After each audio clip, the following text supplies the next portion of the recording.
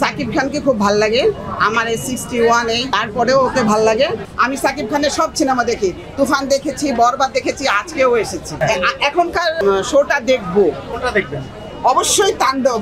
সাকিব খানকে খুব ভাল লাগে। আমার এই 61 তারপরেও ওকে ভাল লাগে। আর সাবিলা নূরকেও খুব সুন্দর ভাল লাগে। আর সবচেয়ে বড় কথা হলো, আমরা যদি না দেখি আমাদের বাংলাদেশের সিনেমা ইন্ডাস্ট্রিটা অচল হয়ে যাবে। আমার এই মনে হয় যে সাকিব খান আমাদের এই বাংলাদেশের সিনেমা ইন্ডাস্ট্রিটাকে এখনো সুন্দরভাবে উঁচু মানে ধরে রেখেছে। বাইরের আর্টিস্ট দিয়েই তাই নয়, আমাদের বাংলাদেশের মেয়েগুলা, বাংলাদেশের নায়িকারা যে ভালো করতে পারে, তার দর্শকের সমাগম দেখলে জিনিসটা বোঝা যায় যে না, আমাদের বাংলাদেশের ছেলে মেয়েরাও ভালো এবং ভালো অভিনয় করতেছে।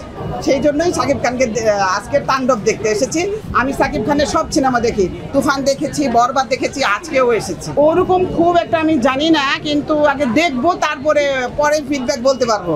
আগে দেখতে হবে গণমাধ্যম বা ফেসবুকে বা সামাজিক যোগাযোগ মাধ্যমে যেটা শুনতেছি সবসময় যে সাকিব খান ভালো করেছে, অভিনয় সুন্দর করেছে, সাবিলা নূর সুন্দর করেছে, গানটাও ভালো লেগেছে, সেই জন্যই আসা। আর আসলে আমরা সিনেমা প্রেমী, ছোটবেলাও অনেক সিনেমা দেখেছি, মধ্য বয়সেও সিনেমা দেখেছি, এই বয়সে এসেও সিনেমা দেখেছি। এবারে কি এটাই প্রথম সিনেমা? এই বাড়িতে এটাই ছিল প্রথম কে সিনেমা। এসেছেন?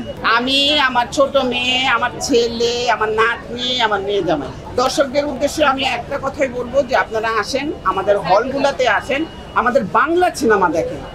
আমরা বাঁচি আমাদের বাংলাদেশের এফডিসি, আমাদের বাংলাদেশের নায়ক থেকে, আমাদের বাংলাদেশের ইন্ডাস্ট্রি বাঁচুক, আমাদের বাংলাদেশের টাকা বাংলাদেশেই থাকুক।